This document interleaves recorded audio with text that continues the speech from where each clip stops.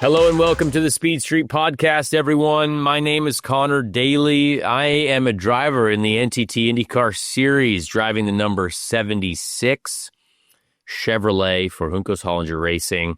If you don't know me, hello. Nice to meet you. Welcome to a program where we hope you learn a lot from.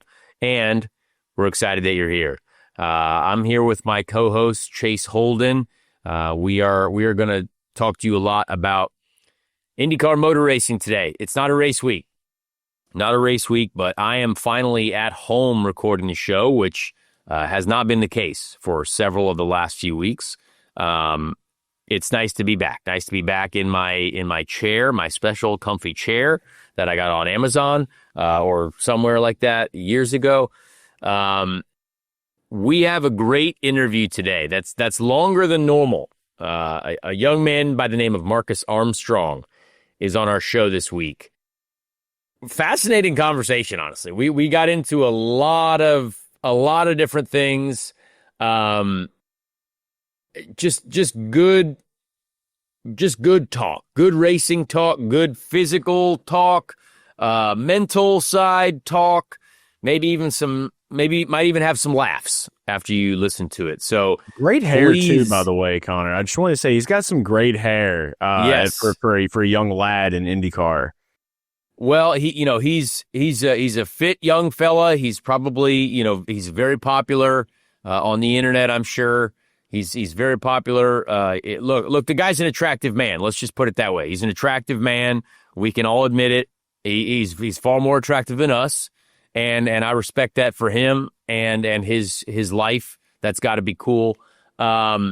But just, great conversation. So please tune into that. We have a test, an IndyCar test that happened last week that I was a part of and that I can tell you a little bit about. The Indianapolis Grand Prix circuit hosted 8 vehicles last week, 3 Ganassi's, 2 JHR cars, 2 Foyt cars, and Jacob Abel. And that was, so fun to just drive. So fun to drive again. So fun to get some testing in.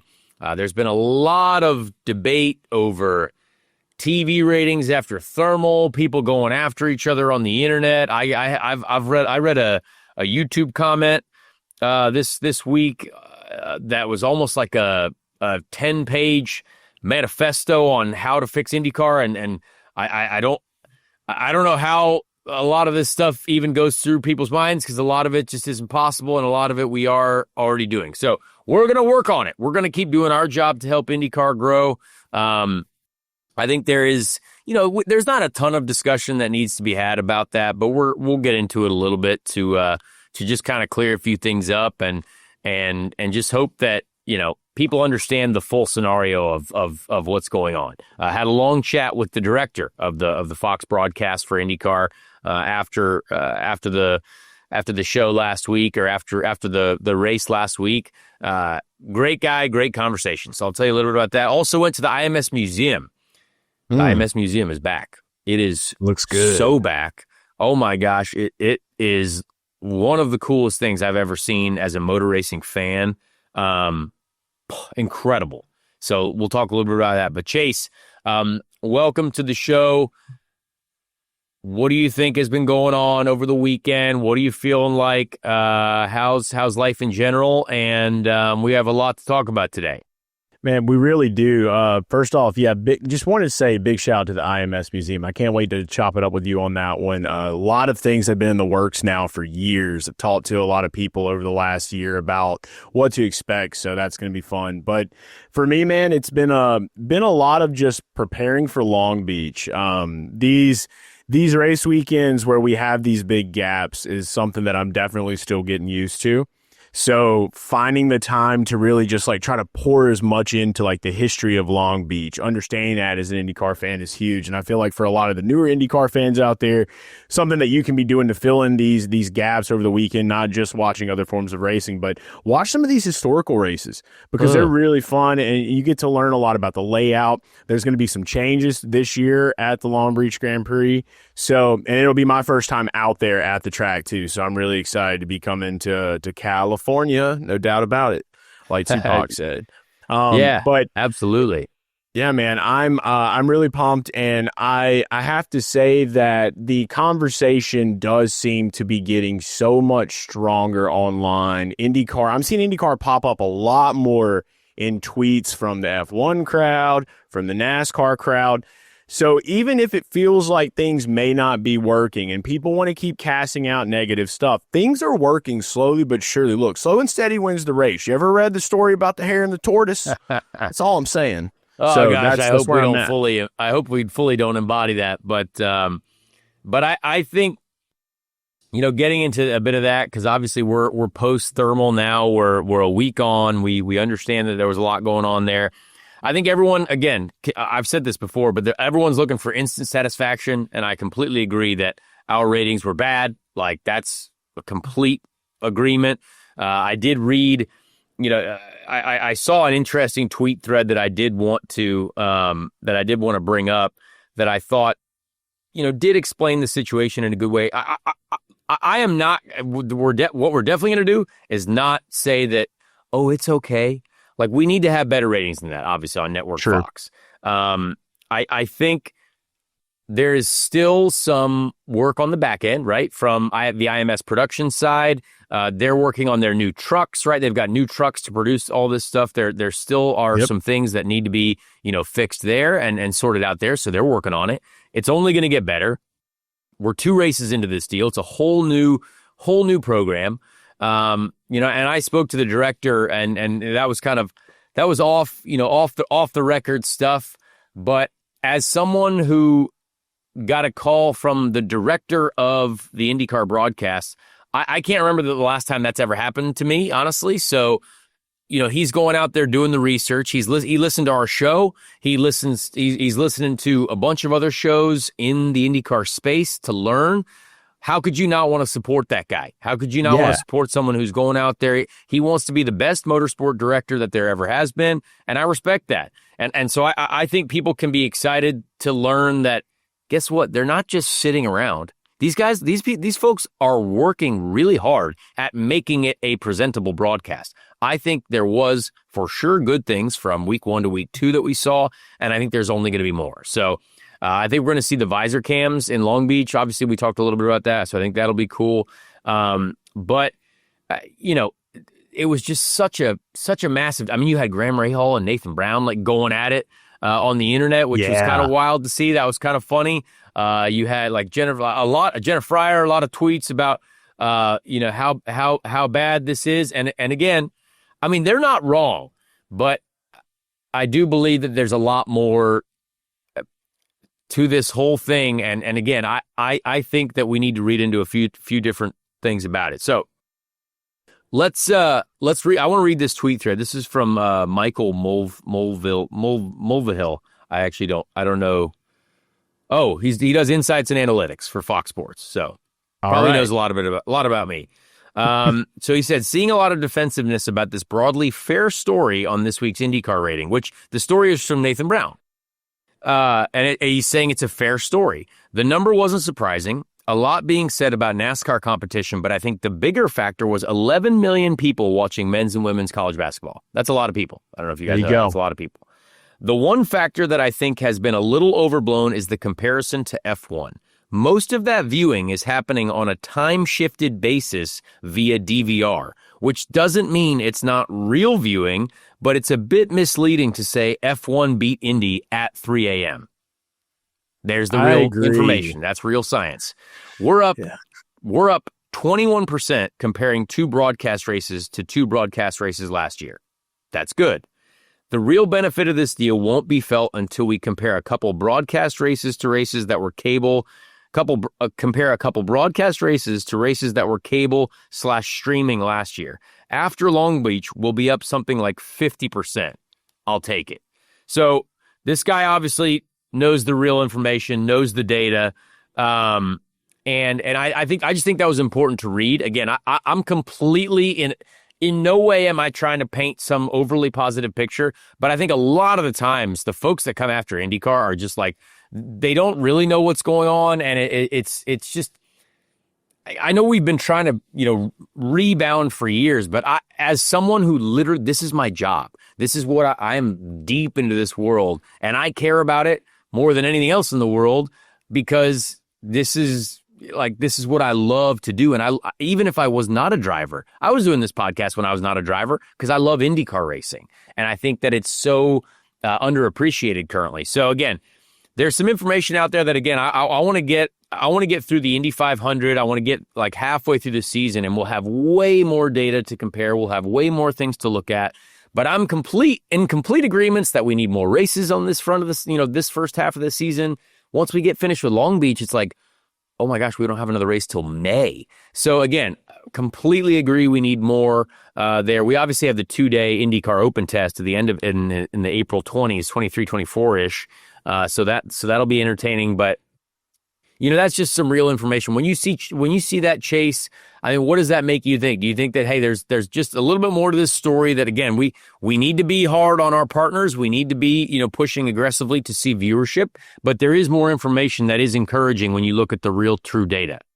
Yeah, for me, where I'm at with all of this, and I definitely have a question for you after this too about it, is where I'm sitting from is it's easy to tell that you've had years and years of just kind of this negative outlook. And when I say you, I mean just the IndyCar fan base and people that look to IndyCar. There's been this more of a negative press view. And when I decided to say, I'm going to shift my perspective and look at this Fox deal coming in, this is a clean slate, we're starting fresh. Usually when you're starting something new, you have to give it time. I feel like it's a bit of a premature negative punch right off the bat. For one, Thermal was already a slightly divisive track. Yes. It was pretty polarizing. People were already looking at Thermal in a way where it was like, don't really care for that, don't really want to watch it, whatever. You have another side of the IndyCar fan base that's, a lot more on the positive side, say, hey, we're going to watch no matter what. And that's good. You need those things. So I think that there's some premature negativity that's carried over from years and years and years of negativity that absolutely, probably I agree needs with to that, be dropped. And that's kind of what I was going to ask you with like this conversation that you had with the Fox director. I mean, like this just kind of like came out of nowhere. Was this something where like maybe he's calling around to talk to pretty much everybody, just kind of getting an ear in, like, because that shows me right there that there's already someone going above and beyond what their job description may be. And that's the kind of people we need in the building right now. Yeah, I mean, I think it was just something that, I mean, it's like what I would do for racing, right? If I'm going to a new track or if I'm going to a new series, like when I went to the NASCAR Cup Series to race, I watched a ton of NASCAR Cup Series races. I watched a bunch of onboard video. I asked questions about how I can be the best driver I can be. It's the same thing for really, if you want to be the best at your job, you probably got to do that too, no matter what area of work you're in. And so in this case, think of how much IndyCar content is out there to consume, right? Do we need more? Yep. But there is a lot out there. You've got David Land's YouTube channel, which obviously he puts out a ton when it comes to looking at the races and how they're viewed and all these things. I think when the director's out there doing the research and he's not just sitting on the fact that, hey, I'm just going to figure it out. I love that. And I think our fans should love that. And I was happy to talk to him. And I felt bad that, because I obviously said in our previous episode, I was pretty aggressive on it too. I was like, we need to see more mid-pack racing. I was like, we got to see more of that.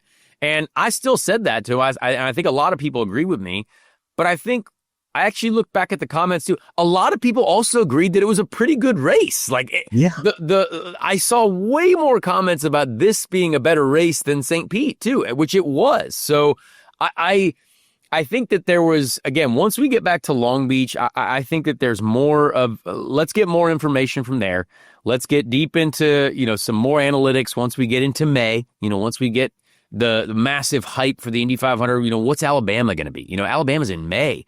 That could be a cool kickoff to like, hey, what's after this?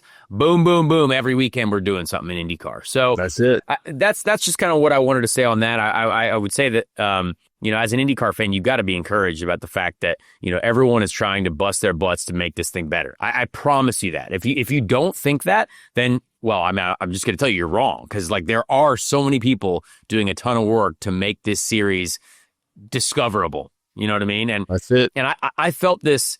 This is kind of a side story, but I did an appearance last night for my mom. She put on a big event for a large company. I won't name them, but about 1,300 people in town from all over the country.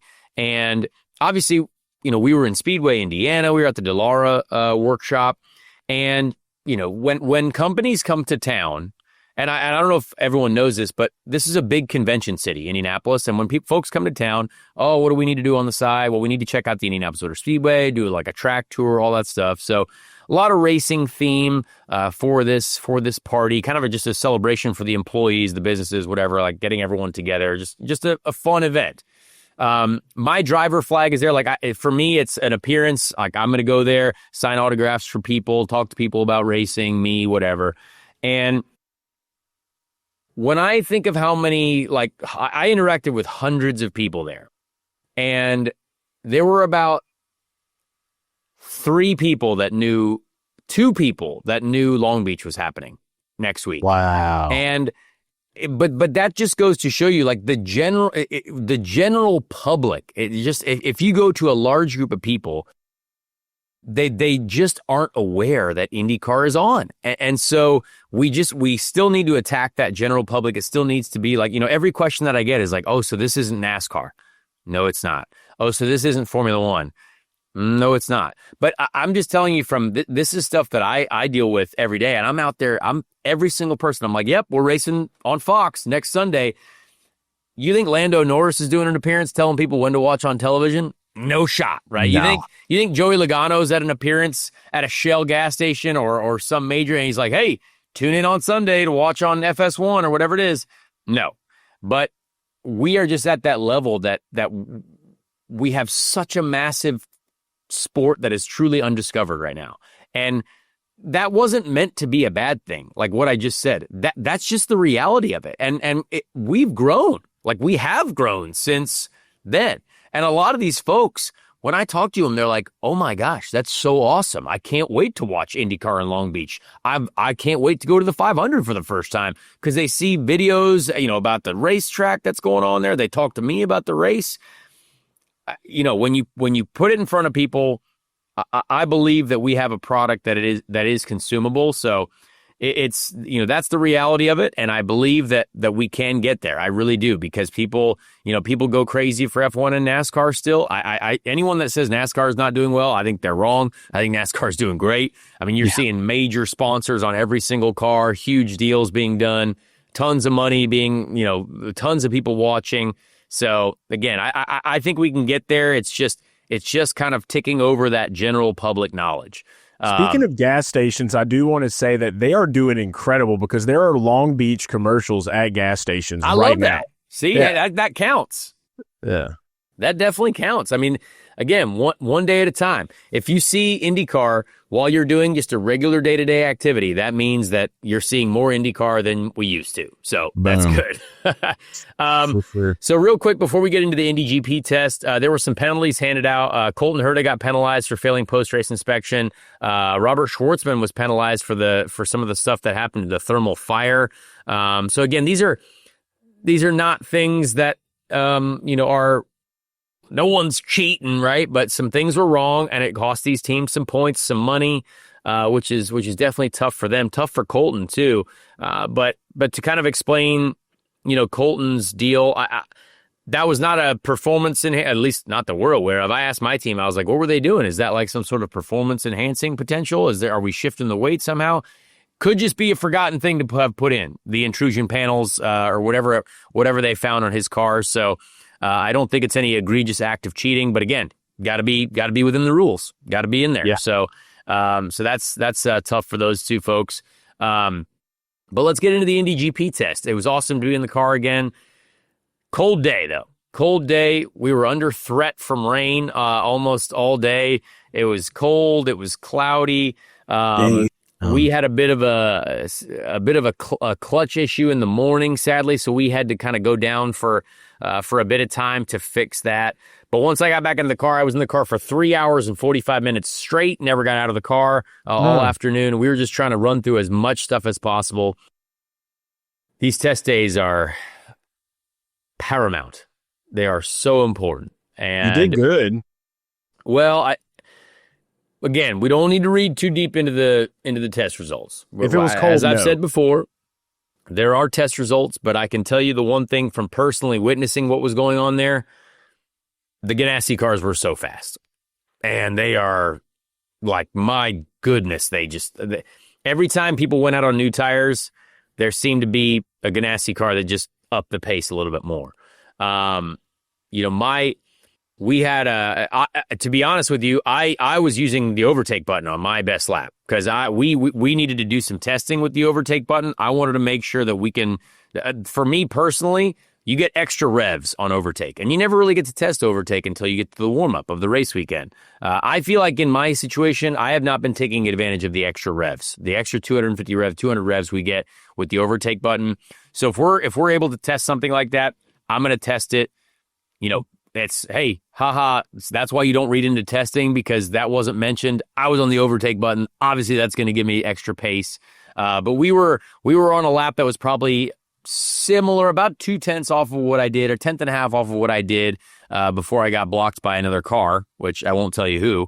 But yeah, still felt decently confident about our speed and what we were learning there. So don't read too much into the testing, other than the fact that Ganassi is very fast. Now, I don't know about anyone else's overtake usage, but I'm an honest man, so I'm going to tell you about what I used just to try to get some testing in.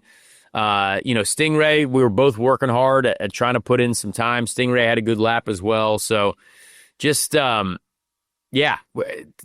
is important, but those Ganassi cars, I mean, are so fast. And when you look at them and when you look at kind of what the steps that they're able to make, they're doing some incredible things. So I'll say that I saw where Dixon, like the way that the story was framed, Dixon waited until the final 5 minutes of the session to outget Palou pretty much. So like where the whole story right now is like, who's going to beat Alex Palou? We all know that Palou is like, I already had in my mind like, Indy Road, Palou.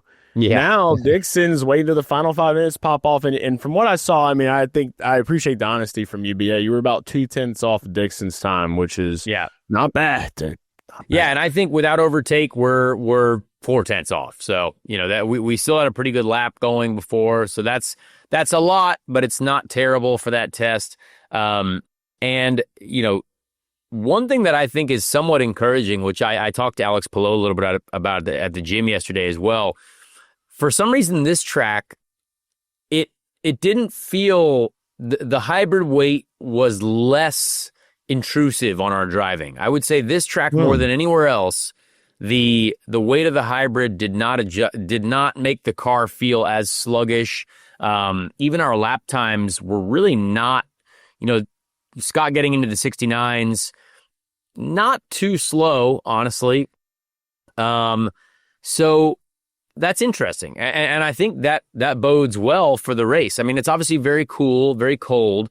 So, times are fast, the track is fast. But, there's been a lot of times where you get to a track so far with the hybrid and you're like, oh man, I can like literally feel how much slower it is and just how much heavier it is. But this track was very sporty. It felt like, okay, all right, like this is the balance that I want to be quick.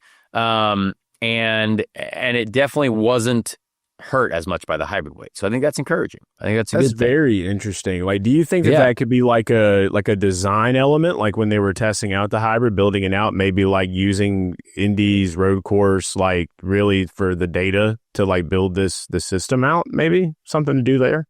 I don't think so. No, but I just think because it's such a high grip track and such a they did do a lot of testing with the hybrid at Indy GP, but I think it's just the grip of the circuit and the tire. I think the tire was actually quite hard as well. The tire lasted, we were on the primary tire there for the test, which it should be the race tire as well. But yeah, I think that's just good for us as a series. I think it's good to know. Good to feel that. So Indy GP test, great times. We've got some other news that I think is just wild to talk about.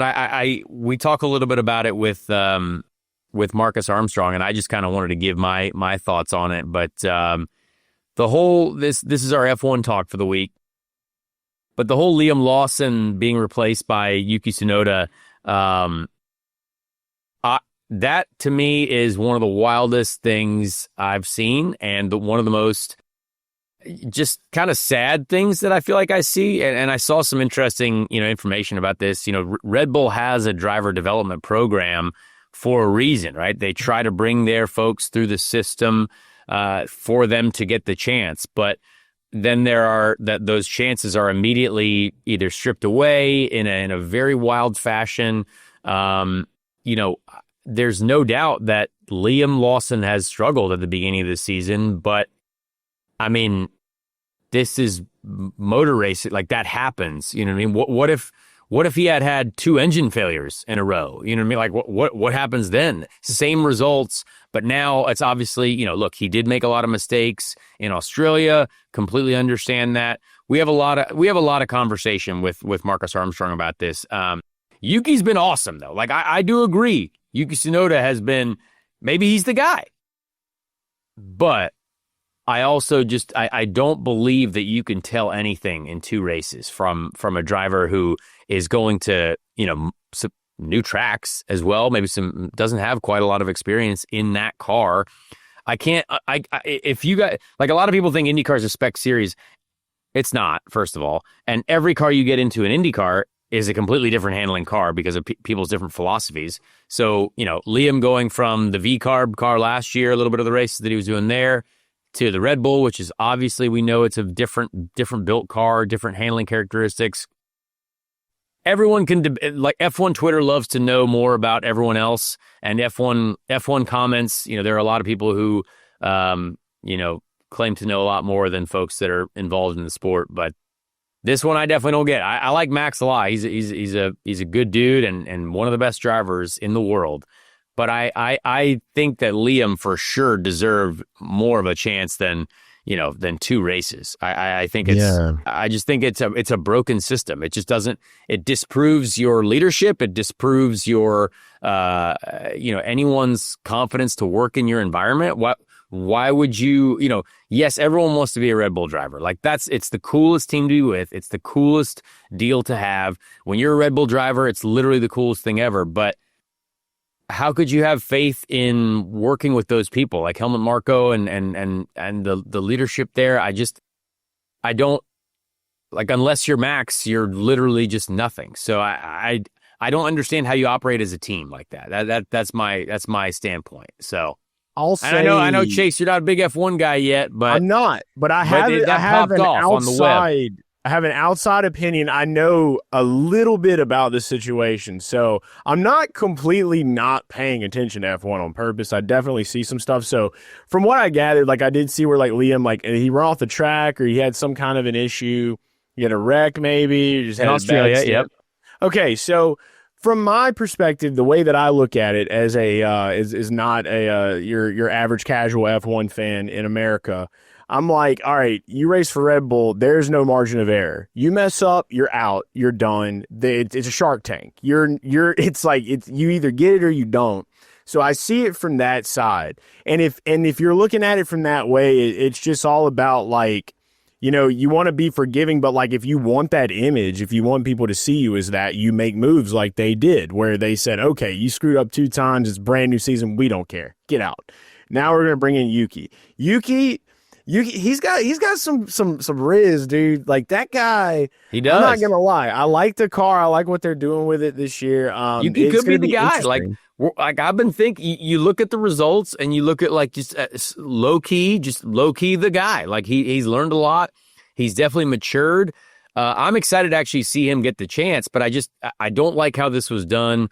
I think the Red Bull system is already broken because you see what has happened to Pierre Gasly. You see what's happened to Alex Albon. You see what's happened to guy like, I don't know about, it's discouraging. Like, Pierre Gasly's a race winner. Pierre Gasly's leading the team, at Alpine over there.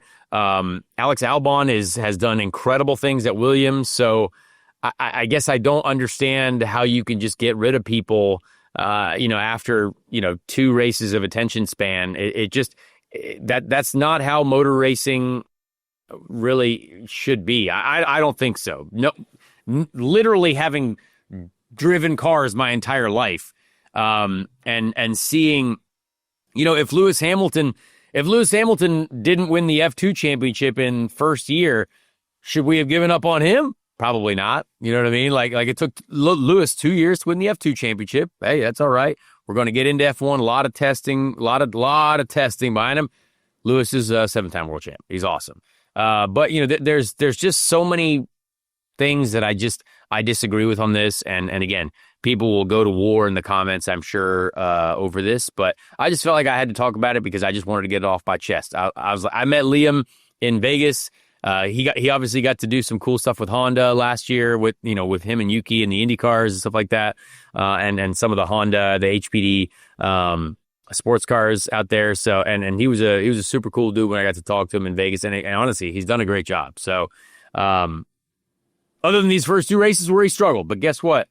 That happens. I guess I don't know if anyone knows, but Scott McLaughlin qualified almost dead last and finished last in the last race in IndyCar. Should he be fired? Should we fire him? Is Scott fired because he finished one race bad? Maybe we should start the discussion. Just kidding. Scott should not be fired. He was on pole the race before. So racing is hard, as we've said. Yeah. We don't need to compare ourselves to F1 though. No, we don't need it. But I definitely just felt like saying probably need to make a T-shirt that just says "Racing is hard." Yes, we do need that. We need more shirts. Yeah, I need more shirts. There was some chaos in the NASCAR realm as well. Oh my goodness gracious! I tweeted about it. I don't want to get too much into this because again, we're an IndyCar program, but we didn't have a race to watch over the weekend. But the Xfinity finish again, we can rile up another part of the internet and NASCAR Twitter. But the Cup race, I didn't find it to be that exciting. Shout out our fellow podcaster Denny Hamlin. Denny, I like Denny. I think he's very entertaining to listen to on the podcast space. And he dominated everyone. So congrats to Denny. I use Progressive Insurance for my vehicles. So shout out Progressive. Great guys. But the Xfinity race was definitely one of those. Now I've raced in Xfinity, so I've seen a little bit of the jibber jabber in the racing. I've been moved out of the way by people before. But that was pretty egregious. I think now, and I don't even know Taylor. I don't know either of these drivers. I got to race against them, once, maybe twice, if you count me in the Joey Gase car, but that was a very different car. But there was some good racing there in Martinsville in those Xfinity cars. I think there can be some good racing, but to see kind of Sammy Smith, I believe it was Sammy Smith, just absolutely pile drive Taylor Gray out of the way. WWE. That was a wild one. That was a wild move, and it didn't even work out for him. I think when you see a lot of actual drivers kind of getting on the train of, Denny Hamlin was tweeting about a lot of other professional NASCAR. Mark Martin. Shout out Mark. I stick with what he said. I think I would agree with those folks. If you have a differing opinion on it, that's cool. But I'm going to lean towards the folks that have a lot of experience and maybe understand the respect of racing. And I think, it was just very obvious to me. So I hope that gets cleaned up. I really do. I know we've talked a lot about other racing series here, but I do like racing discussion. And I hope that gets cleaned up because it wasn't a good look. But again, still a ton of people watch that racing. So, hey, maybe that's why folks watch. I don't know. I like watching Xfinity racing. I made it a point to get home to watch the race. But yeah, what do you think? I know you probably know a lot about that, Chase, but I just wanted to say that real quick. Yeah, I mean, there's really not much to say about it. Mark Martin said exactly the way that I would think about it, and he mentioned that on Dirty Mo Media Show already as well. So hopefully you're listening to the whole suite of Dirty Mo programs. But I will say that, I just went and grabbed a hot dog, dude, and just listened to some racing, bro. I mean, that's what you do on Martinsville weekend. I told David Malukas as well. David Malukas was trying to figure out what to watch. I was like, you go buy hot dogs, you watch Martinsville, you watch stock cars, you eat hot dogs, dude. That's what you do on Martinsville weekend. If you have no other racing on, go all in. So we did that. I was excited. I loved what Denny did, though, where he had his flag 11 against the world. I didn't really understand that, honestly. I mean, I know that you got to create, some... That's his height, some excitement. Bro. Like, that's his but thing. I think Denny's just really good, so he's just a winner. And We need that's, somebody in IndyCar to get out the car and hold a flag, dude. Maybe, why not? Like, maybe get we some got to moves create in victory lane. some false hate. Yeah, some false anger to people. So anyway, Yes. let's get to our guest. I think we got a lot of great discussion in today, and this has been a really fun show so far. And you'll see why when we talk to Marcus.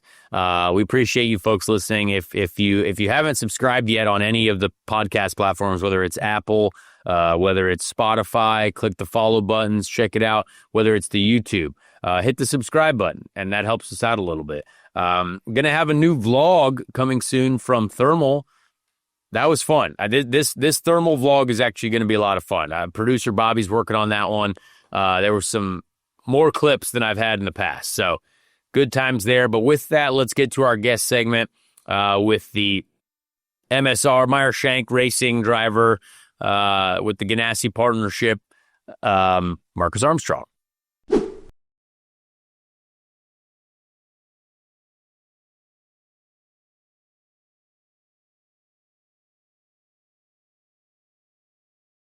Ladies and gentlemen, this week it's an off week, but we still have a very entertaining motor racing pilot to talk to, a very successful racing driver, a racing driver who is loved by many and is being, I would say, aggressively discovered in America now, which is awesome.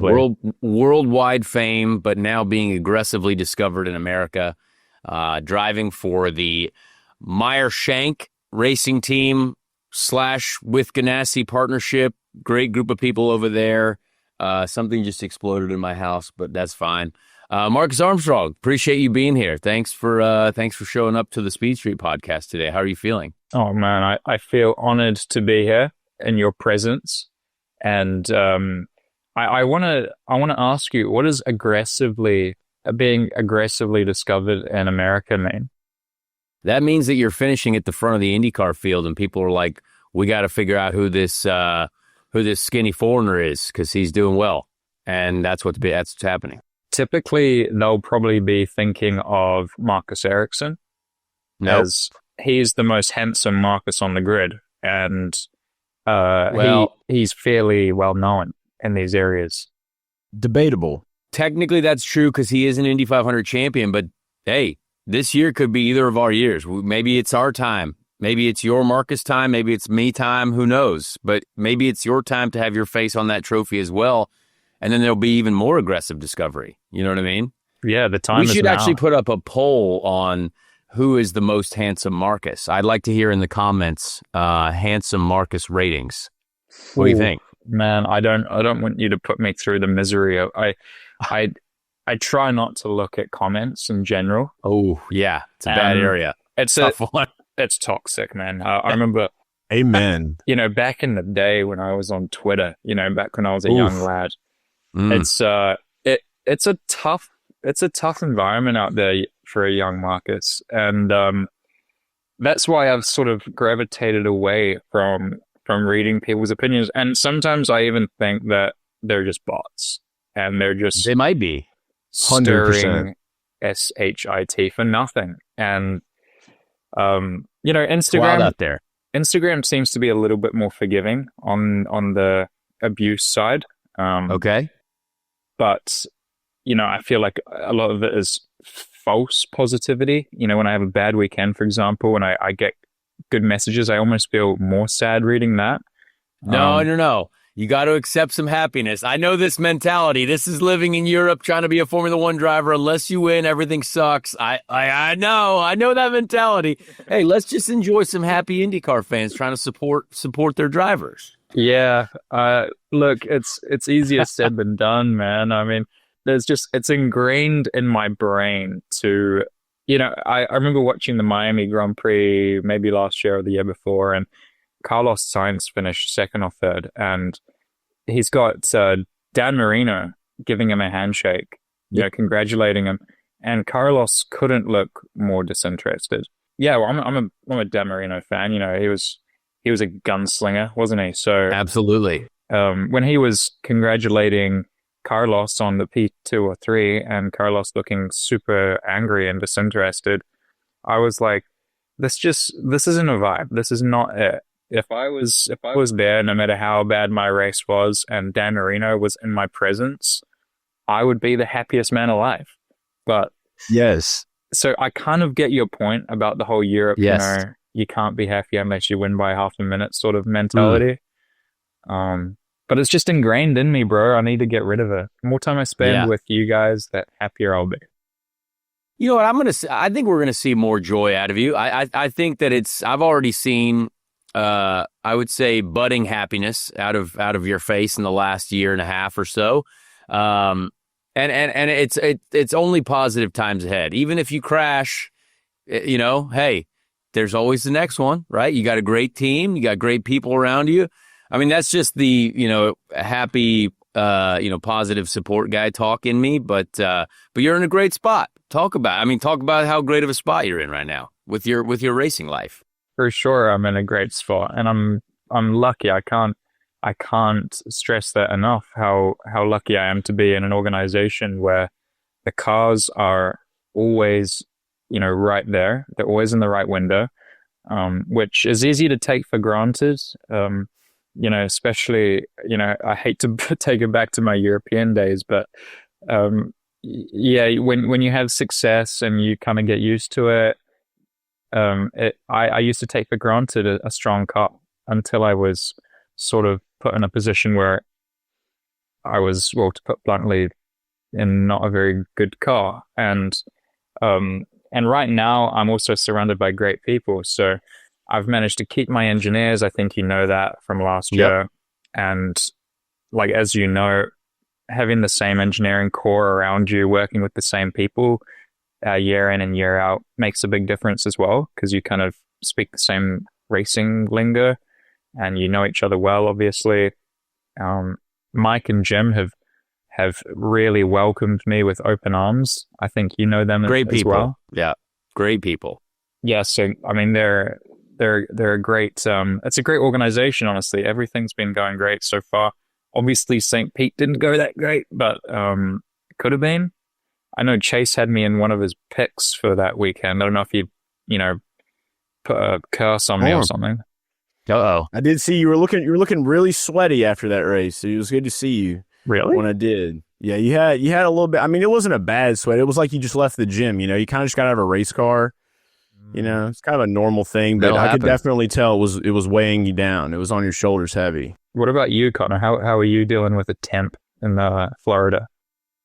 St. Pete was actually great. Felt good in St. Pete. That was the first time in several years that I felt good in St. Pete after the race. But I also had to fuel save very aggressively for the last stint, so that made it less exciting for me. But thermal was a hot one. I did half the race with my visor open, so I got a little airflow in my face. I felt good. This is the fittest I've ever been in my life. I know everyone says that, but this is a real thing. But it was hot in thermal. I know you're not affected by that. You're essentially a superhuman with a body that does things that most people can't do. Can you tell us a little bit about what that's like to experience that? Because I don't know what that's like. Whoa, Connor, you know me, but the toilets are over there.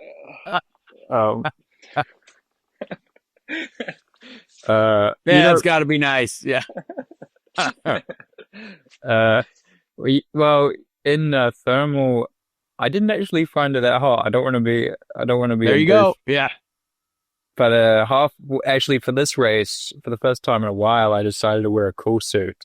Okay. So yours must have worked. No. Well, I turned it off halfway through the race. You were getting too cold. To be fair, they asked me to turn it off because we're having a few issues on the technical side. But they at the end of the race, 10 laps to go ish, they said I can turn it back on again, and it kind of seemed more of a burden to push the button for 3 seconds than to just deal with the heat. Man, 3 seconds. The thumbs were getting tired. So you had sore thumbs. Okay. Yeah, the thumbs. I need to do some thumb training, do a bit more social media scrolling. But yeah, the heat doesn't seem to get to me for whatever reason. Although I'll be honest, I'm a bit of a gym freak. Yes, you are psycho. I spend quite a few hours per week in the gym, probably 17 to 18 hours per week. in the weight room. And then I also like to do just a lot of cardio, like long hours of cardio. So, like this morning, I kind of woke up and the barista put an extra shot of coffee in my coffee. And bro, I was ready to cure cancer. Like I was I was gone. And yeah, you make a lot more money if you did cure cancer, but that's fine. Yeah. Yeah, sure. But anyway, that'd be a wild development. Let's do it. I'm glad you felt strong though. Tell us about your workout. yeah. So I jumped on the Stairmaster. I knew I had to be on this call by 1, so I was like, right, I can fit in an hour and a half on the Stairmaster, then another hour on the bike. So I was feeling good this morning, but too much cardio is also not good because I'm a little lad as it is, and I need to kind of maintain a bit of muscle. So got to get jacked up. Yeah, I mean, I can't gain weight to save my life, honestly. So so jealous. Man, that's I mean, I think although there's some humor in there too, it is very hard to drive these cars. So you do actually have to do that. Like the training that I've put in for this off season and for this year is without a doubt more than and I thought I was training a lot. Now it's even more of a different level, a different area, but you have to do it because you have a whole green flag race like thermal. You're never like that was almost a qualifying laps the whole time type thing, unless you did a wild undercut and you had to do, a bit of fuel saving. But for us, I mean, we didn't fuel save the whole day, just push all day long. And that's not easy in these cars. No, certainly now at the weight. It's definitely not. I mean, what does your gym program look like? Like, what do you specifically do to simulate a race? I can't tell you because Alex Pillow would kill me because Alex and I have the same trainer, so I can't do it. Yeah, dang. I mean, Alex. A lot. Hey, we're trying to build the right muscles, and we're trying to keep the high intensity circuit training. Keep our body heart rate high while maintaining, strength, endurance strength. That's important. And then also get on the bike for a long time in the evening. I do a lot of running now too. Running is very important. Cool. Running does a lot for my body because I'm bigger. So running's hard. Yeah, but man, I can't run. I've got really bad knees. I know I sound like a 70-year-old man right now, but I can only run like 10 minutes and then my knees they disintegrate like a Pirelli tire. So it's cold knees. That's not tough. Good. Got a soft compound knee. Well, that's because you got great elbows. You're a big plank guy. You know what I mean? So can you tell people about how long that you can plank for? Because this is by far the dumbest thing I've ever heard of. And I don't know why people do it. I don't know why this is a world record thing that you're going to go after, because this is what I saw on the internet, that you wanted to have the world record for longest plank ever. And, for most people, like when we have a plank in my series of workouts, if it's a minute, maybe 90 seconds, like, hey, this is a tough one. And you're out here like reading books and like doing sketches while you're doing a plank for hours. Yeah, I planked for quite a while, honestly. 2 to 3 hours is a good day for me. That's literally psychotic. I don't even know how that's possible. You must have like weird metal notches in your elbows that if you just flip them, they just never unlock and you're just fine. It's a strange movement. I suppose it's not even a movement. It's just a stationary plank. It's honestly really freeing mentally because you're stuck in a position for as long as you can go for, and you go as long as your brain wants you to go. Because some days I'll do 10 minutes and I'll be like, far out, I want to get out of this position now and just go home. And then other days I'll be as fresh physically, but I will just go for 3 hours, and I'll force myself to do it.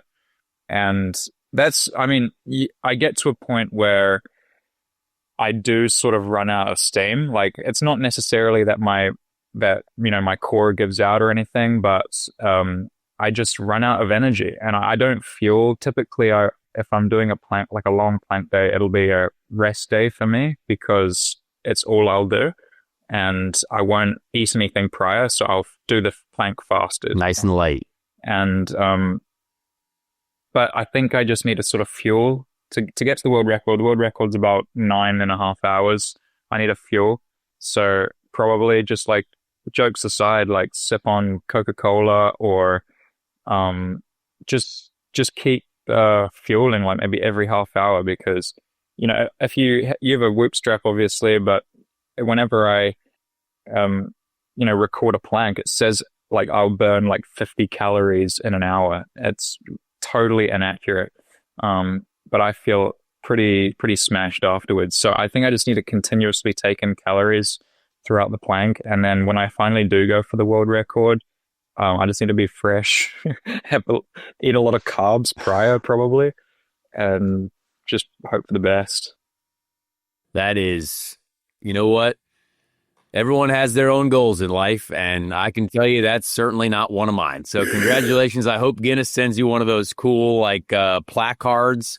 Is there any performance enhancing drug tests for these types of world records, or no? Is this like an off-season thing where you can get all yoked up on some juice for this, or no? Is this like, hey, we're going to do this in like August in the middle of the season, or July in the middle of the season? I have wondered that if like the guys the guys and girls that have gone for like 4 to 8 hours in that range, I wonder if they are on anything. Yeah. I don't think it's necessary. I okay. think, yeah. All right. I mean, I'm probably just being naive, and there'll be someone in the comments who's like an expert on performance enhancing drugs, but maybe. I feel like just sugar will do me wonders, honestly, because I don't allow myself to normally eat prior to a long plank. But let's see. I mean, are you a performance enhancing expert? Like, what's the go-to? No, I just use insulin because I have diabetes, so that's my performance enhancer. Yeah, that's just keeps me alive. So other than that, I've never got to dabble in anything that makes me feel better or stronger or anything like that. I try to follow the rule of the law. I see. So, yeah. All right, I'll keep. It's crazy here in America. You can go to like a Maya, and on the wall will be like testosterone and what else? Anabolic steroids and stuff. Oh, really? It's crazy, bro. Like America, there's no rules here, mate. Like in New Zealand, wow, that wild west. Totally, bro. Pretty crazy. P90X and Redline. Yeah. That's all you need, dude. You know what I'm saying? Chase, I got to let you get in here. We've been kind of going back and forth, but I know you've got some good questions for this young man here from over the sea. This conversation is great. I'm learning tons. I want to learn more. I want to switch it up from training at the house or training for planks to training in the car. Let's talk about Long Beach. You're kind of a street shark. You're good on streets. We know that. You put up good numbers in your career, and I want to know, with all the changes that you have this season at Meyershank, what is the strategy going into Long Beach this weekend? How are you going to continue this beautiful, or get back on this streak of the top 10s at the street courses? Well, thank you for calling me a street shark. I like that. I might get a T-shirt made, street shark. There you go. You should. But to answer your question in a more serious manner, I suppose we're kind of on the right track, no pun intended, when it comes to street courses. Like, we've sort of just had a good rhythm going for the past couple of events, stretching back to my rookie season. So I feel like we have a really strong package, even at Sebring. I know you were strong at Sebring as well, Connor, but Sebring through St. Pete, I feel like we have a decent baseline.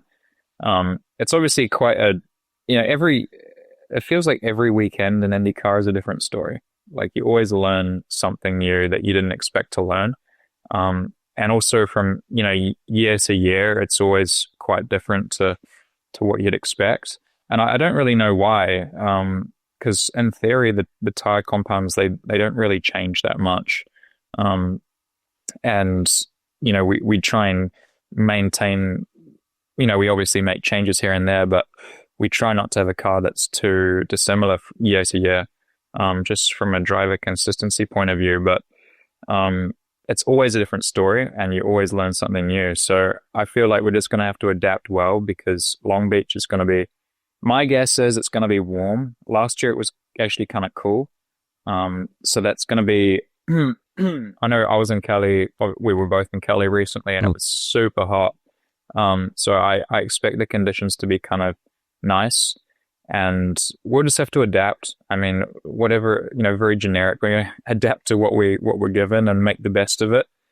I feel confident that Long Beach has been a strong event for me in the past, but that means nothing in IndyCar. Like, you just need to string it together when it matters. It's just so competitive. So we'll see.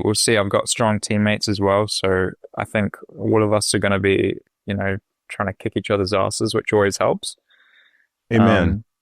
Yeah. I mean, am I going to be one of your picks, or are you going to choose Robert Schwartzman again? I'm gonna think about it. I'm gonna think about it, man. It's still definitely on the table, dude. Someone's got to dethrone Alex Palou. I mean, that's one of your teammates. That's like what that's in. Like, I mean, that's who's going to be the one to do it. Is it going to be with the green tires that we had in St. Pete? Obviously, similar tire that we can go back to again, but there was a yellow right out the gate, which allowed a lot of people to get off those tire. If there's not a yellow this time, does it actually mean that, hey, the strategy is going to be very different and it could be exciting?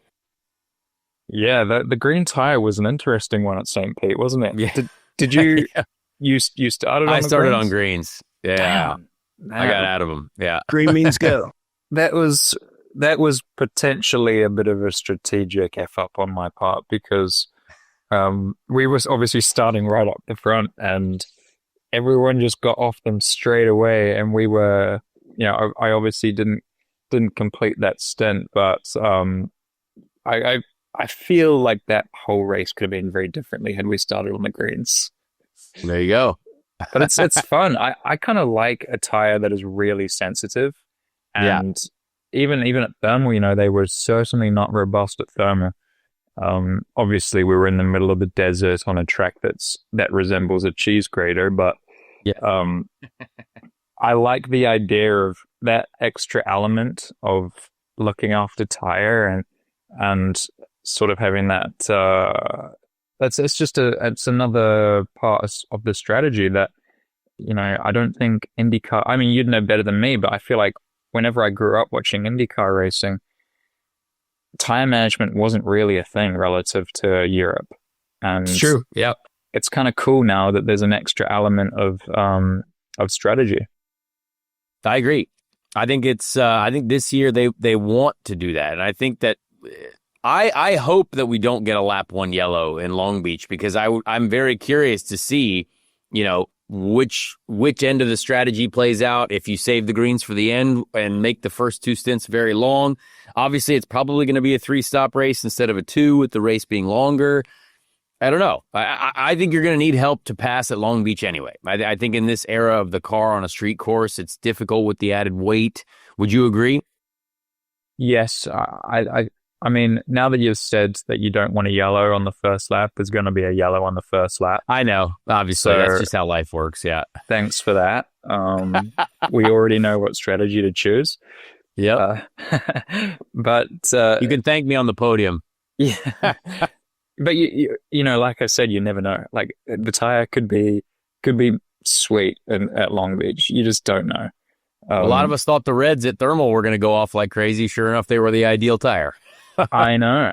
That was cool. And it was weird. I didn't really make the Reds work that well. I actually preferred the Blacks, weirdly enough.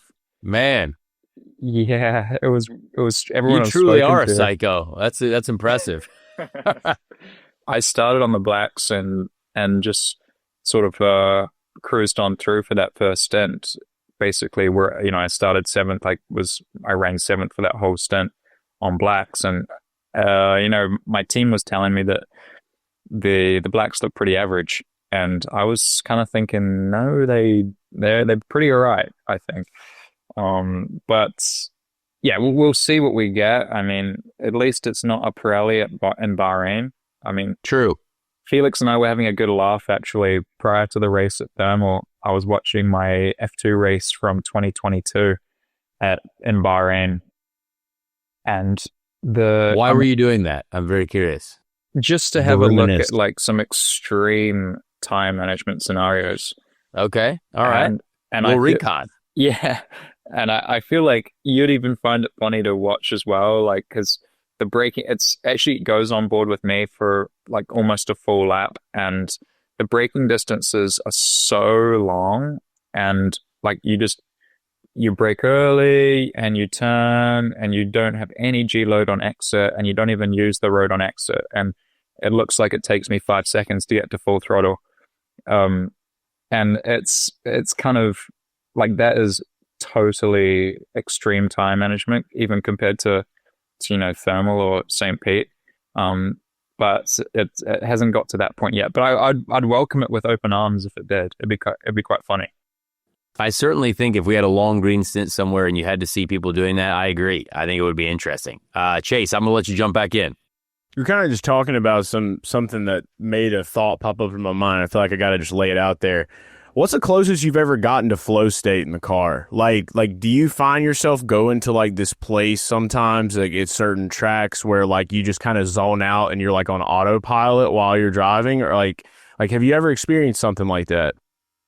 Yeah, that's a really good question. I'm actually, I'm reading a book about it at the moment, but I remember when I've had it plenty of times, actually not super recently, but when I was younger, and I wasn't quite used to the speeds of like Formula 3, for example. I used to get into like these sort of adrenaline rushes where everything would be in super slow motion.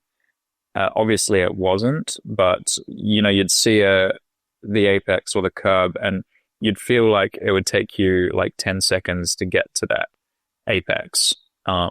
Obviously that's not the case. But as I've become a bit older and more experienced, I feel like that happens quite rarely. Which is a shame, because it's a really cool feeling when it does happen.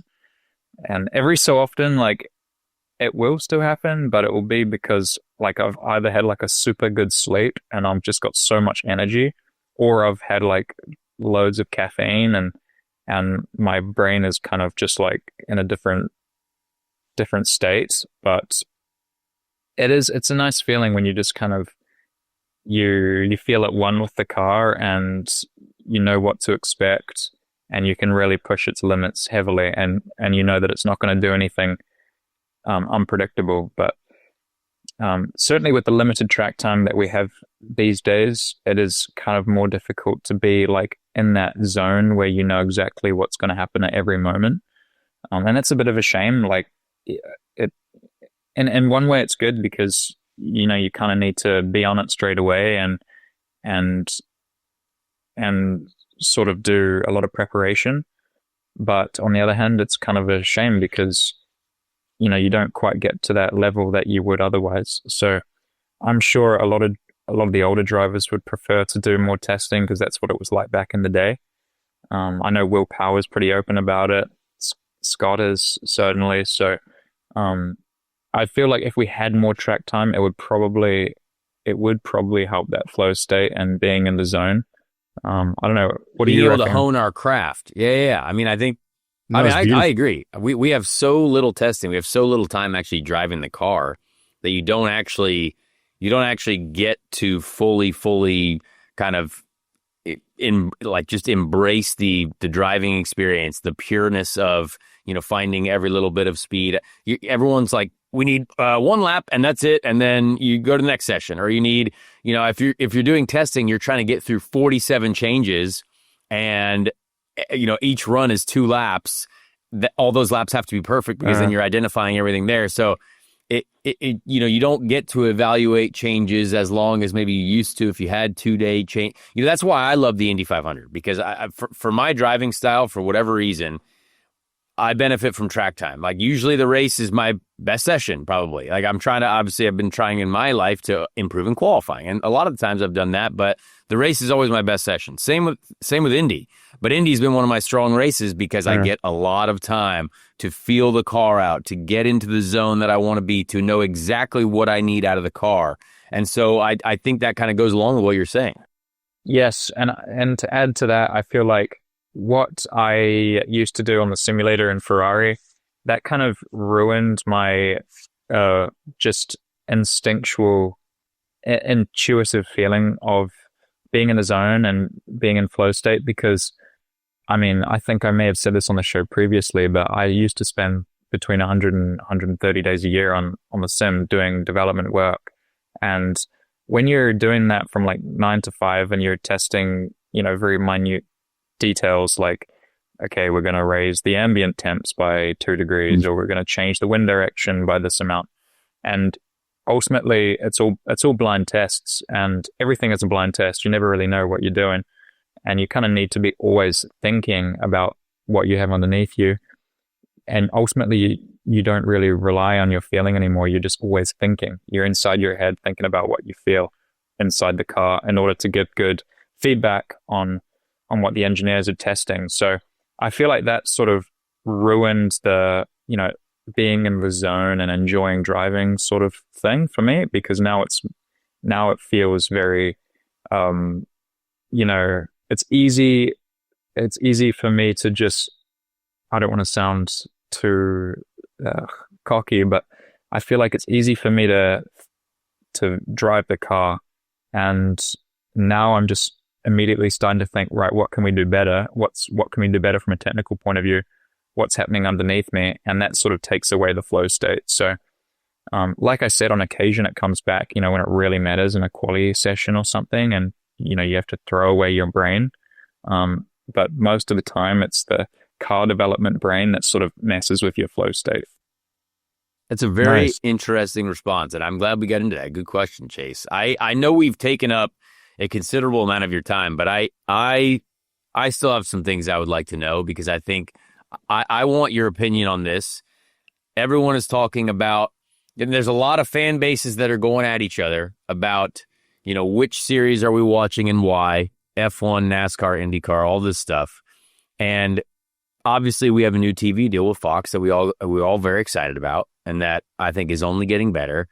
But when you see, coming from the Formula One world, obviously you were very close over there, what do you think people can either enjoy about IndyCar that they, or why do people need to give IndyCar a chance if they're for some reason only holding Formula One at this very upper echelon? Like, we're watching this because of the racing. Because I still don't believe that everyone is tuning into Formula One because of the pure motor racing. I think it's because, you know what? Those cars look pretty sweet. Red Bull, McLaren, Ferrari, world events. Like, I think it's more the hype, which is good. But, what do you think people are missing about IndyCar right now that you think that they should embrace and give our series more attention? Well, there's a lot of ways I could answer that, but more recently I've become more of an F1 fan than I was. I suppose I was, kind of happy to be out of that whole environment 2 years ago. Whereas now I love tuning into F1 TV and watching everything that's going on, especially at Thermal. Wake up in the morning and it's on in Shanghai, and the access that I have to watching all of that stuff it's so easy. It's all on an app. I don't actually watch the broadcast of F1. I just watch the onboards. So like I'll watch the full session from, like, for example, I watched full Q1 from Liam's onboard, and you can hear his radio and exactly what he's doing in the garage and all that. I feel like IndyCar could do more of that, like just make it easier to absorb the information. Because if it was available to me, I would go back and I'd watch every single driver on board from the whole race, just because it's interesting to see, what they experienced. I feel like the information is very digestible on F1 TV. I don't want to be like an advertising them. I'm just giving you my opinion on it. No, but I mean, but I agree. Like, this isn't saying that F1 is doing a bad job. They're actually doing the best job, which is, and this is the point of the question is like, what do we need to learn from that? Or what do we need to, give our fans to make our experience better? I think potentially what we're doing right now is pretty cool. Like, being an educated pundit, for example, F1 has millions of those, right? Everyone has a F1 podcast these days, and I feel like we could probably do more of that, more pre-race shows and stuff like that. But it's frustrating because there's just so much IndyCar has, and it's still the best kept secret, unfortunately. I feel like there's a lot of fans over in Europe who are so curious about IndyCar racing, but they just don't quite have the access to, as I say, absorb the information. I selfishly would love to race overseas in an IndyCar. I feel like that would just be the coolest thing ever, and people would. I don't know if the whole IndyCar organization understands how big it is overseas. Like in the UK and Europe. With Prema joining as well. I mean, it was already big in Italy. It's even bigger now. And if, for example, if we raced in the UK, I think it would be such a huge event. Or if we raced in Australia, the Kiwis, the Aussies, they love IndyCar racing. So I just feel like we need to do a better job of giving everybody access to this amazing championship. And for lack of a better phrase, like tooting our own horn a bit more, because we are super tight knit, and we should be, praising the championship should be praising itself more than they are, in my opinion, just due to the quality of the racing and everything. And saying that, I try and keep my thoughts to myself because. We need to get them out because we're trying to get these people the information to digest. I know, but sometimes it's someone else's job to go and to figure that out. Like it's cool that we have Will Buxton here, and Hench is obviously super charismatic and very influential as well. I think those two alone could go on the coolest worldwide marketing tour of IndyCar and make it like so well known just because of their charisma. So I've lost my point, but no, I mean, this is good information. I mean, I agree with you on a lot of fronts. I think racing internationally probably tough for us right now, but I completely agree with you though. For some reason, the series got paid enough money by a promoter or something to race in the UK, to race somewhere in Europe. I think the race would be a huge hit. But again, I think there's still a lot of steps to be made over here on this side of the ocean first. But we'll see. But also, speaking of Formula One, I know I told you I was going to be like 30 minutes, but I lied. Because this is a good conversation. I have to know what you think. I have to know what you think about Liam Lawson. This is we're going to talk a little bit about it in our show this week because I think it's the most ridiculous situation of motorsport that I've ever seen, which is Red Bull. I mean, that we know how that system works, but I find it to be just kind of crazy. So I want to hear your thoughts on it. Well, I have a lot of thoughts on it that I have kept to myself because I feel like there's a lot of different ways you can look at it. Obviously, Formula One is very political, and for sure there's stuff going on behind the scenes that we don't know about. Like absolutely, there will be, in my uneducated opinion, there will be some performance clause with Max. He might be able to go to another team if his teammate isn't performing well enough or something like that, or if his teammate is that far away. So I feel like they are probably, Red Bull are probably quite stressed because they also probably lost a lot of money from the Checo thing, and every single position in the Constructors' Championship is obviously a lot of dollars as well. So there's probably a lot of different ways you could look at it. But with Liam, I feel it's a strange thing because he's on I know that he's a super talented guy and he's quick. And he's super adaptable as well, which is a surprise to me that he did struggle in the car. And saying that, Mercedes put Antonelli through a very comprehensive off-season testing program, and I think like testing all the time too, which I don't know if people fully know, but like one of my engineers from my Formula One days was actually on Kimi's test team, and they were testing all the time.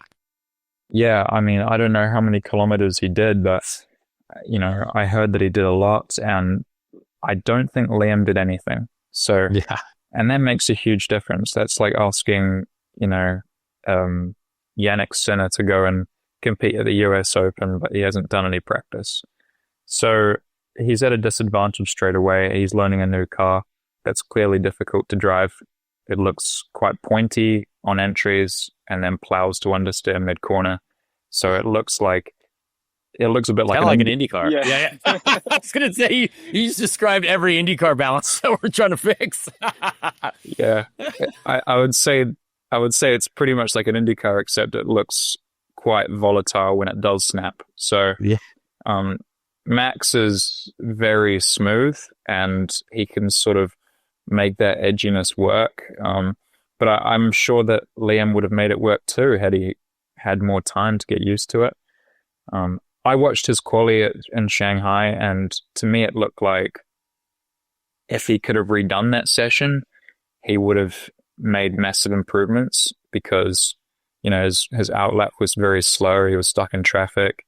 I think it was Gasly overtook him just before the start of the lap, and then he forgot to turn recharge off. So it looked like he was already on the back foot before the lap started, and then he had no tire temp for the first part of the lap, in my opinion. And educated opinion, very educated. That's how it looked from my point of view. He might be watching this and he might be saying, "What the hell is this guy on about?" But I can promise you with 100% that he is not watching this. But continue. I can almost guarantee, write it in stone, that he is not going to see this episode. But that's okay. Yeah, I mean, I hope for him that he's not looking at everything online because it looks. Yeah. Don't go there either. Gotta get busy, dude. That's another avenue that I won't even get into that I think is crazy. But to me, he didn't have the best session, and then boom, he's out of there straight away. So, I do believe if he had more time, he would have been good as gold because he's a quick guy, and Yuki, I mean, no disrespect at all because I know he's an absolute wagon driver, but I remember back in Formula 2, it was very political to get him into F1 because it was a Honda thing. And allegedly, he had like 40, 50 horsepower more than us in F2. And geez, here we go. Here comes the debate. But I've seen those F2 engines, dude. There were way better engines when I was in F2 than what I had. I can promise you that. Goodness gracious. Well, back in your day, it was the loud Mechachrome V8. Yeah. Those were cool cars, man. I tested one of those Paul Ricard, and it was kind of like an IndyCar, actually. Like it felt super agile and sounded way better though. Yeah. But in any case, like I felt maybe I shouldn't even go there, but no, hey, I mean, you're here now, but I think Yuki might be the guy. I think he's very good. I think he's certainly proven himself. But, you always do have to understand that there is a business side of racing for sure. And Honda is going to support their guys. Honda's very supportive of their drivers in IndyCar too, of the folks here. So I get it. Yeah. I think it'll be quite interesting to see how Liam goes this weekend in the AlphaTauri. Very excited to see. I can't wait, honestly. I feel like a young F1 fan again. I'm going to just spend the whole weekend watching onboards and listening to punditry. So I don't know, maybe we should have a bit of a watch party. We should get the lads around and have a couple of sparkling waters. I can't wait for sparkling water in Formula One. That does seem like the right way to do it. I am also very excited. I think this is going to be a highly watched session by session. Everyone on F1 Twitter is going to have very aggressive opinions per lap, and it's all going to be very informed information too. Yeah, F1 Twitter, I'm going to try and stay away from it. But Yeah. Amen, dude. Same. isn't it crazy? Like I've obviously, it all comes up on my Instagram feed because clearly the amount of interactions it's getting is just pumping it straight onto my algorithm. But isn't it crazy the amount of abuse that Liam was getting? Like, I mean, any driver, honestly, over there. So much of this, for some reason, I click on some of the like fan interactions on Twitter because I can't believe what I saw on the internet, and then I'm like, oh, I got to read this and see the responses. Like, is this crazy?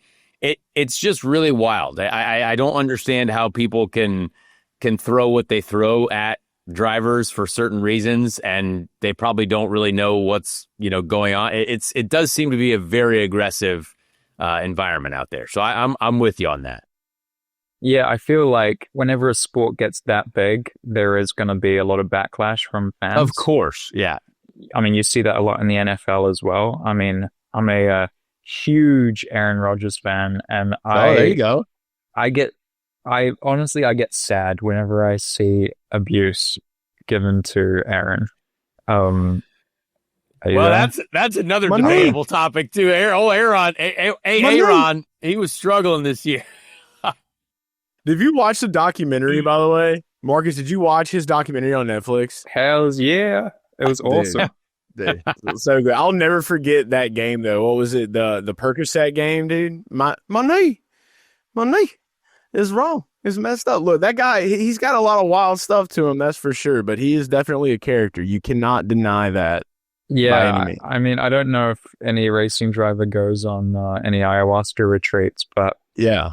Not yet, but I mean, look, we're all about performance, so who knows? Maybe we got to dial in and see what it's all about. I'm not saying that that's encouraged, but we got next level athleticism. Who knows?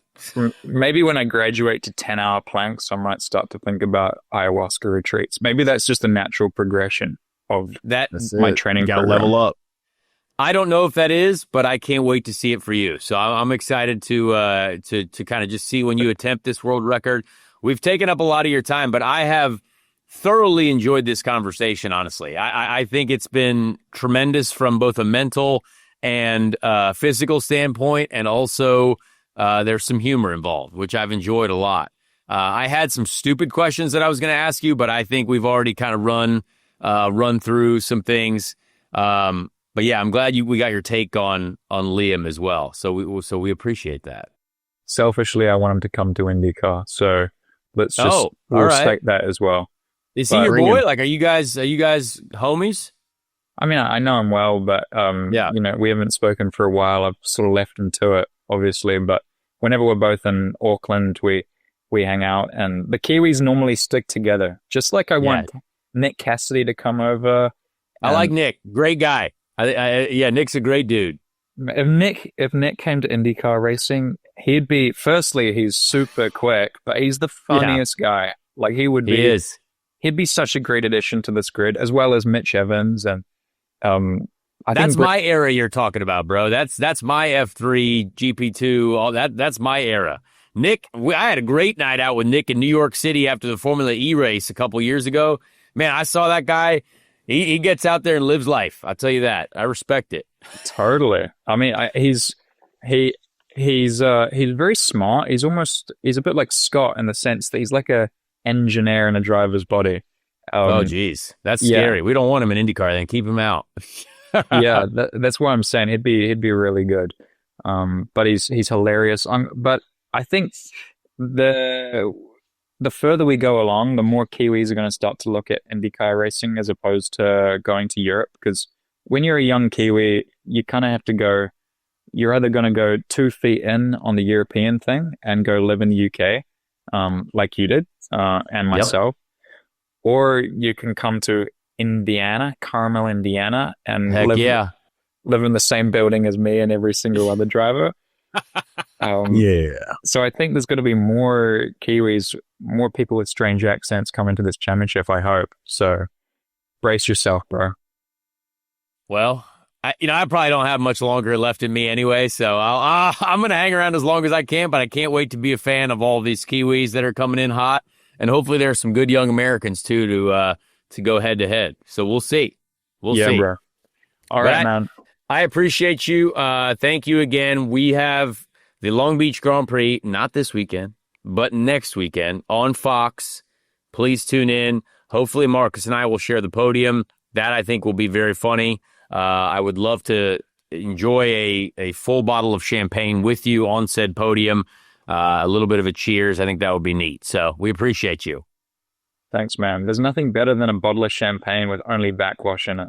Oh, yeah. Yeah, that's it right there. The little things in life, man. Yeah. Yeah, it's... Amen. All right, bro. Well, thanks for having me. What a great interview with our friend, Marcus Armstrong. I hope you folks enjoyed that. He loves to... I think he should offer more of his thoughts. I think that his honesty is appreciated. So, some good thoughts there from Marcus.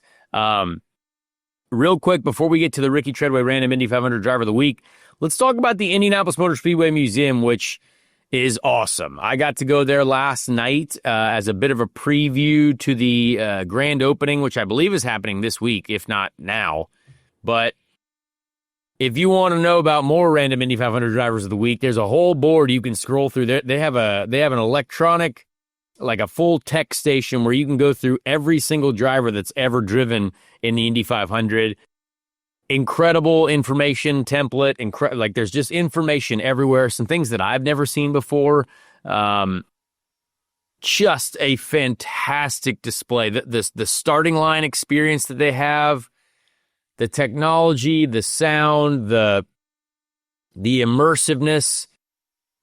I mean, what a shift from the last museum, the previous museum. I mean, beautiful, like a ton of race winning cars, other cars, just fantastic stuff. And then if you somehow got into the basement, what an incredible, group of cars there. But now it is just a massive, everything is open to everyone. There's a Penske exhibit, which is absolutely absurd how many, victories that they have, of course, but just a lot of stuff for the kids too. Like bring the kids, you could practice doing pit stops. There's simulators in there.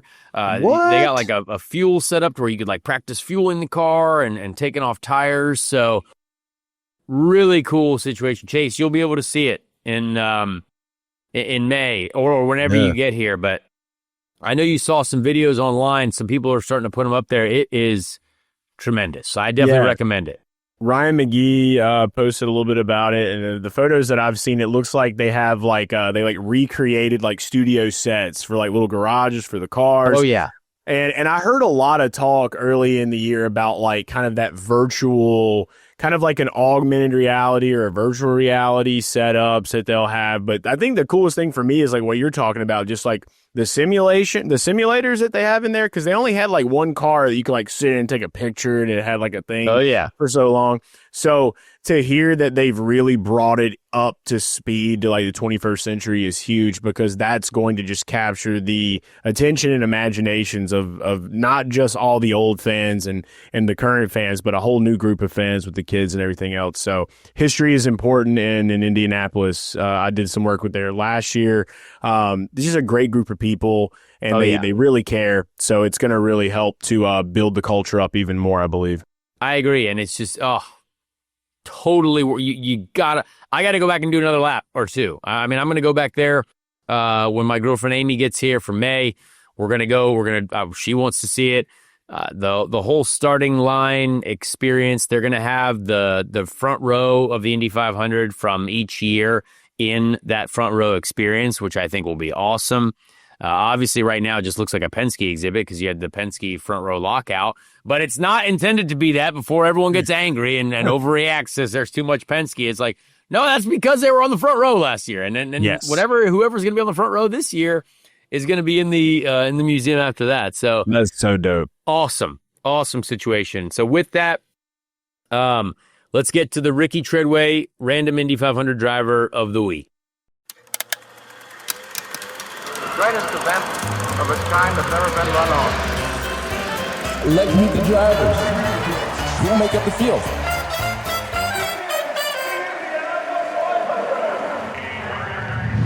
This week, I took a little bit of inspiration from Chase, but also this information that we had at the museum. I feel like we need our own little area at the museum for the Ricky Treadway Random Indy 500 Driver of the Week. This year, this week, we went, Chase suggested we go with the 1932 Indianapolis 500. The 1932 Indianapolis 500. The Indianapolis Motor Speedway Museum had a race suit from 1911, which was just a bed sheet. So go check out the race suit from 1911. It literally is just a bed sheet. So that was wild. Maybe in the 30s they improved their safety a little bit, but probably not yet. So we're going to go with the 9th place finisher for a reason. His name is Billy Wynn. Billy Wynn did not win this year, but he finished 9th.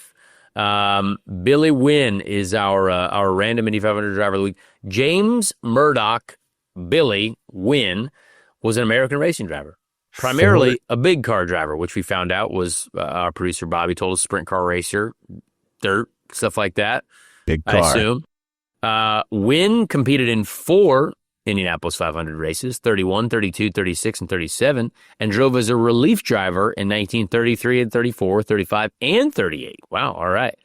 He also drove his single-gear sprint car in the 1936 and 37 Vanderbilt Cup races, running near the front of both races but being sidelined by mechanical failure. Wynn was killed in a non-points-paying AAA championship car event held at the Illinois State Fairgrounds in 1938 when tire failure caused Wynn's Miller to overturn on the 4th lap of the 100-mile race. R.I.P. Billy Wynn. R.I.P. Billy Wynn died at the young age of 28, which is very sad. Very sad to see a life ended so early, but still, as a 28-year-old, 4 Indy 500s to his name. Best finish of 9th. That was the one that we chose in 1932. So shout out Billy Wynn. Cool name. Billy Wynn. There you go.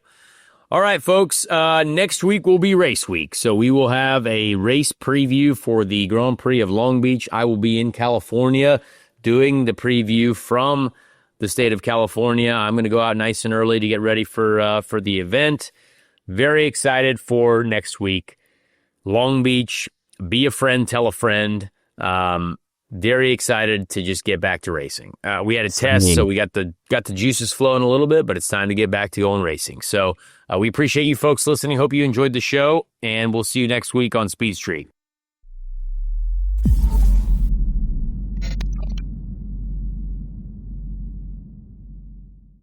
Hey everyone, Connor Daly here. Please leave a like on this video if you did enjoy it, and also subscribe to the channel as well. That would be very helpful. Be a friend, tell a friend. Thank you so much for the support, and we'll see you on the next episode of Speed Street.